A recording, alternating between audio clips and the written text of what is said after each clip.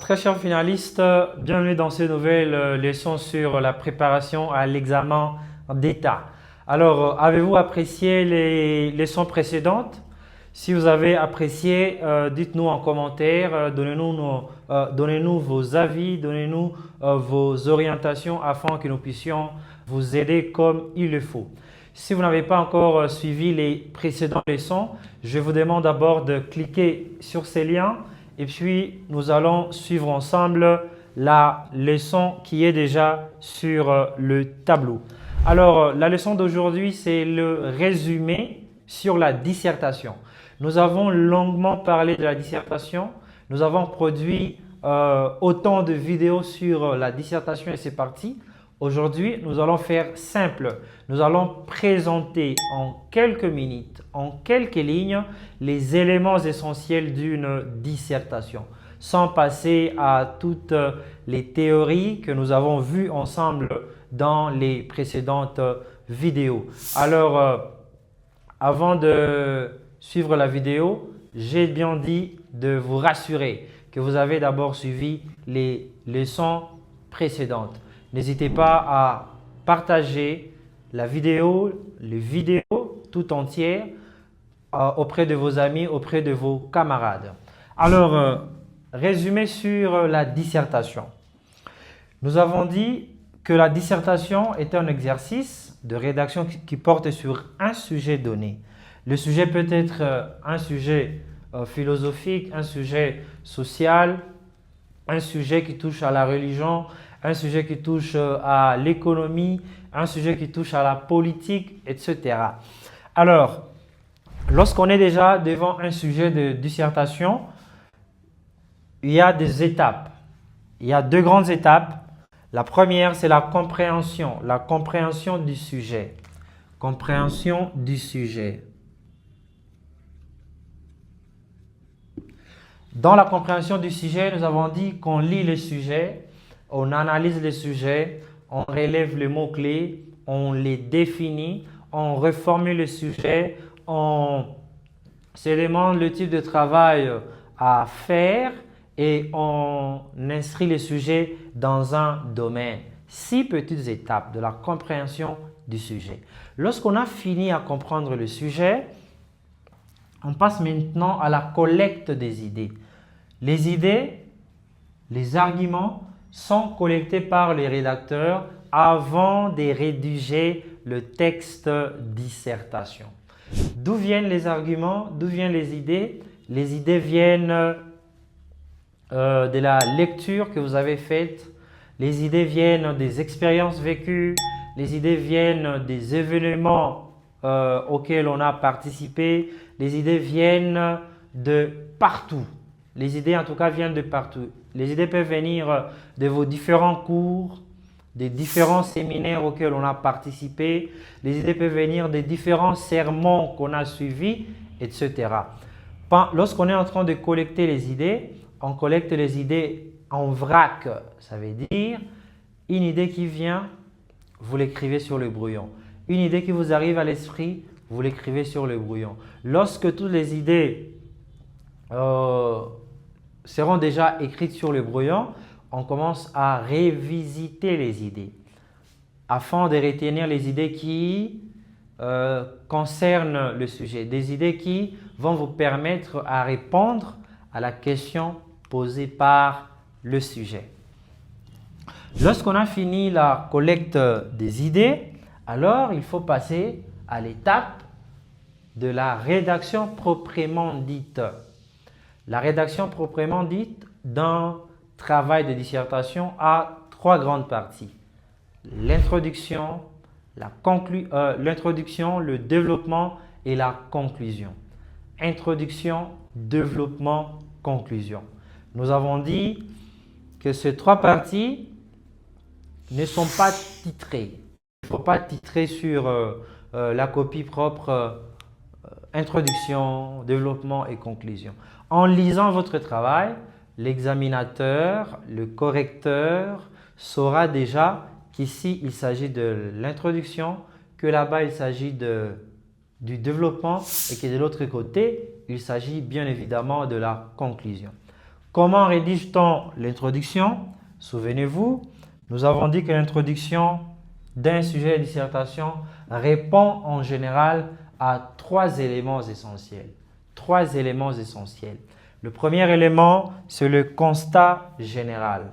On pose un constat général sur le sujet. Le constat général, c'est dire le sujet de manière générale. Le constat général se fait sous forme de la reformulation du sujet. Vous avez un sujet, vous devez d'abord le reformuler en vos propres mots afin de pouvoir poser le constat général. Dans les leçons précédentes, nous avons parlé du sujet « Chacun est le fils de sa mère. L'enfant ne vaut que ce que vaut sa mère. » Citation de Mamadou Kouyaté. Pour poser le constat général, on reformule le sujet, on les dit d'une autre façon. On peut aussi poser le constat général sous forme d'une petite histoire, sous forme d'une petite expérience qu'on a vécue. Souvenez-vous, dans l'introduction, le disserteur ne doit pas montrer sa position vis-à-vis du sujet. On pose le constat général sans montrer votre position. Lorsqu'on a fini le constat général, alors on pose le problème, la position du problème. Le problème est posé sous forme de questions directes ou de questions indirectes. Ces questions-là, il faut les poser parce que dans la suite du travail, c'est à ces questions-là que vous serez amené à répondre. Les réponses à ces questions-là constitueront la suite de votre travail. Bien évidemment, le développement. Ces questions doivent être posées de manière directe ou de manière indirecte. Comment l'enfant est-il la photocopie de sa mère? Dans quelle mesure l'homme est un danger pour son semblable? Comment peut-on arriver à protéger la nature, à protéger l'écosystème? Dans quelle mesure la politique peut-elle servir la société tout entière? Voilà des exemples de questions que vous pouvez poser selon la nature du sujet, selon le type de travail demandé et selon, bien évidemment, l'esprit de votre sujet. Pour rappel, nous avons dit qu'il y a 6 grands types de travaux de dissertation.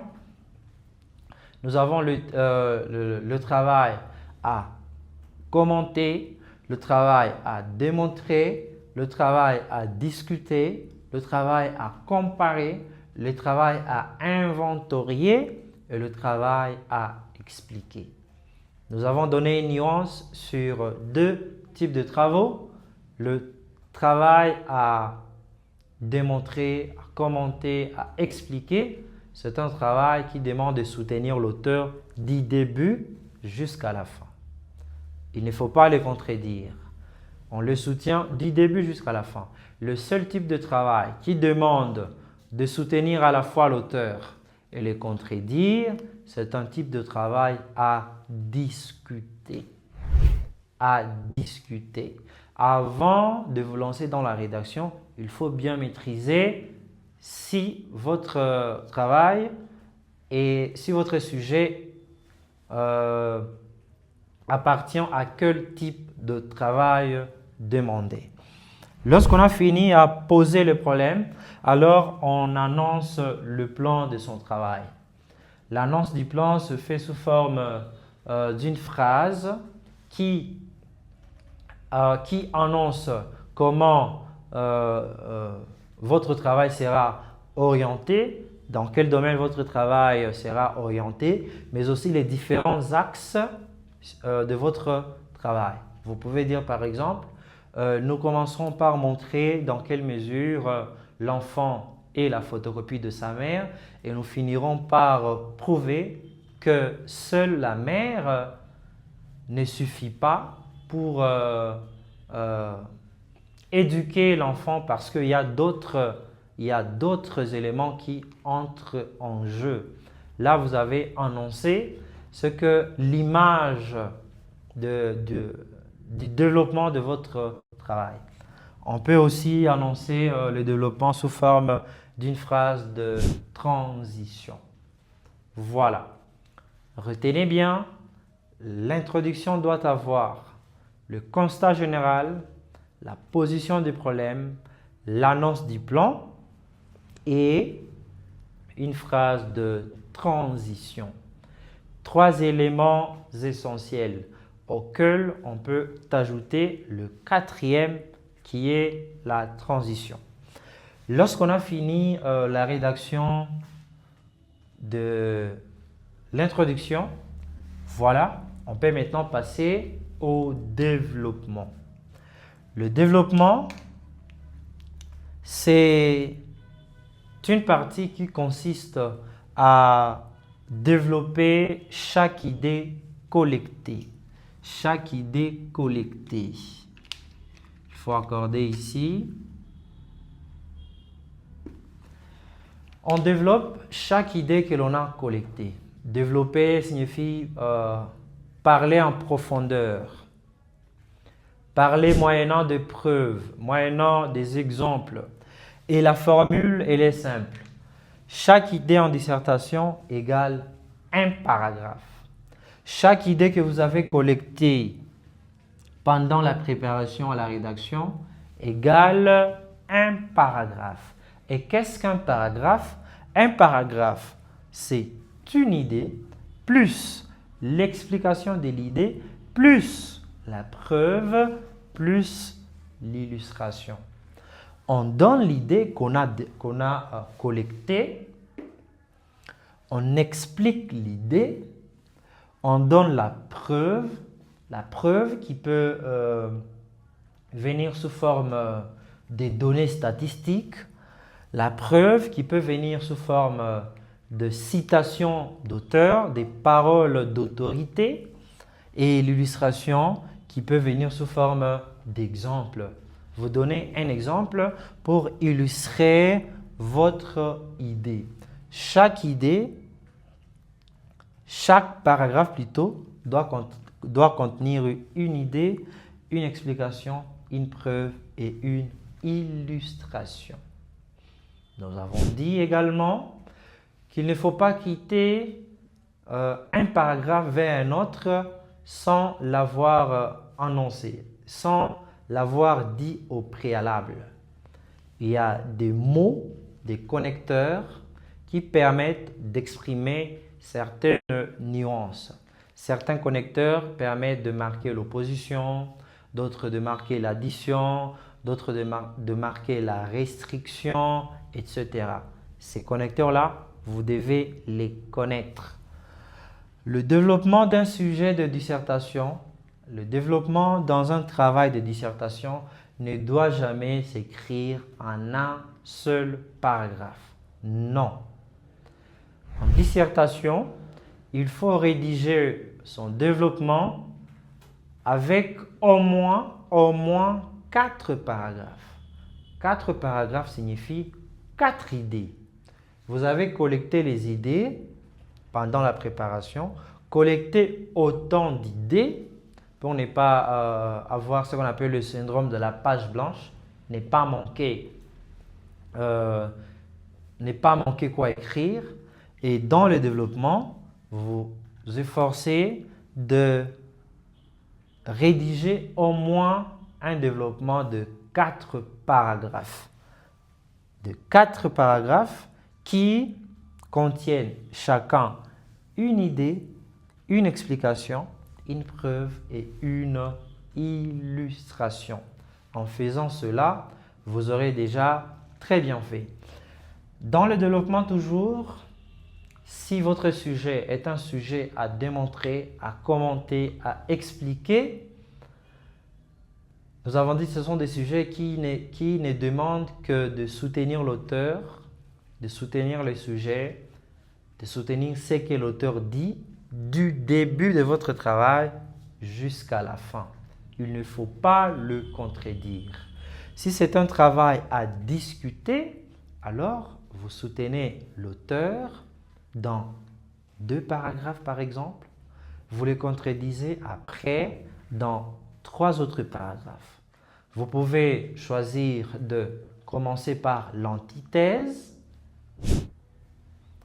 et vous terminez par la thèse. Tout dépend de vous.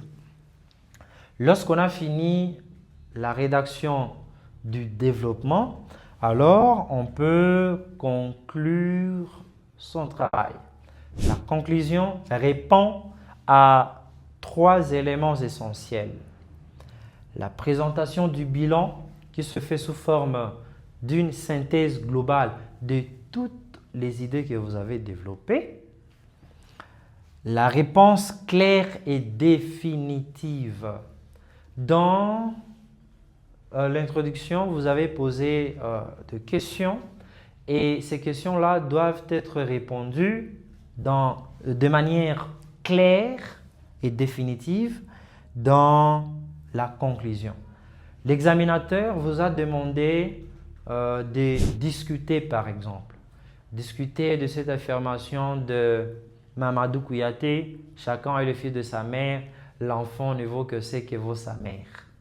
Alors, c'est dans la conclusion où vous allez maintenant montrer de manière claire votre position par rapport à l'affirmation de l'auteur. Vous allez maintenant dire, en donnant la réponse claire et définitive, que pour vous, l'enfant n'est pas toujours la photocopie de sa mère. Donc, l'auteur n'a pas raison de le dire. Ça, c'est pour vous. Vous avez donné cette réponse-là claire et de manière définitive. Dans toutes les autres parties de la dissertation, introduction et développement, il est interdit de dire oui, de dire non de manière claire. La dernière partie, la conclusion, c'est l'ouverture ou l'élargissement du sujet à d'autres champs.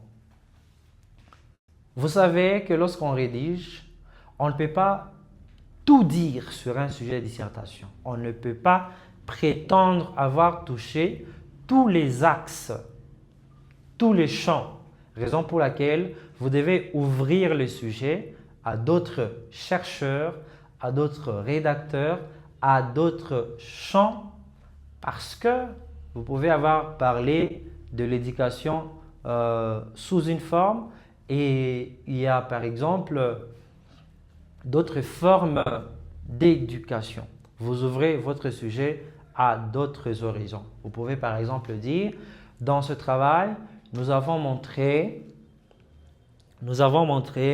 que l'enfant n'est pas seulement le fruit de sa mère. Les autres éléments qui entrent en jeu sont notamment l'influence du milieu, l'influence du père, l'âge par exemple, l'adolescence, etc. Et en ouvrant les sujets, vous dites par exemple, ce sujet peut aussi être abordé dans le domaine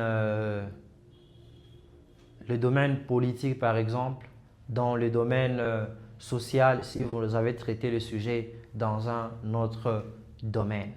Vous pouvez avoir touché une thématique donnée et que vous n'avez pas touché une autre thématique qui est proche de celle que vous avez abordée. Vous dites par exemple, ce sujet peut aussi être abordé sous l'angle de. Vous avez ouvert le sujet. Vous pouvez terminer votre dissertation en posant une question rhétorique, une question oratoire, rhétorique, c'est-à-dire une question à laquelle généralement on n'attend pas de réponse. En disant par exemple, que dire de la place, de l'influence des réseaux sociaux dans l'éducation des jeunes aujourd'hui, des jeunes adolescents aujourd'hui. Voilà, vous avez fini votre travail par cette question-là qui laissera les lecteurs dans une certaine réflexion et qui le poussera à voir comment vous avez élargi les horizons en ce qui concerne votre sujet. Voilà les trois étapes, les deux étapes préparatoires de la dissertation et les trois grandes parties d'une dissertation expliquées de manière claire et de manière pratique. Introduction, constat général, position du problème, annonce du plan, transition. Développement, chaque idée égale un paragraphe. Le paragraphe égale idée plus explication plus preuve ou plus illustration. Illustration au moyen d'exemples, au moyen de citations d'auteurs, au moyen de proverbes, au moyen d'expériences qu'on a vécues. Et après, la conclusion, présentation du bilan, la synthèse globale de toutes les idées développées, réponse claire et définitive, ouverture ou élargissement du sujet. L'introduction se rédige en un seul paragraphe, un paragraphe.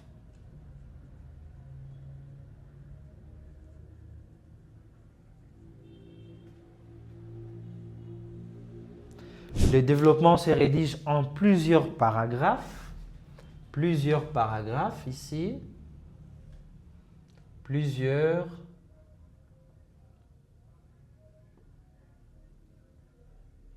paragraphes. Pourquoi plusieurs paragraphes? Parce que chaque idée égale un paragraphe. Chaque idée collectée égale un paragraphe. Et la conclusion se rédige en un seul paragraphe. Tous ces trois éléments doivent se rédiger en un paragraphe.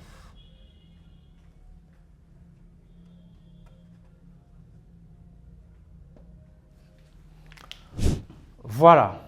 Alors, si cette vidéo vous a aidé, n'hésitez pas à la partager auprès de vos amis, auprès de vos connaissances, auprès de vos petits frères, de vos petites sœurs qui se préparent à affronter l'examen d'État 2026.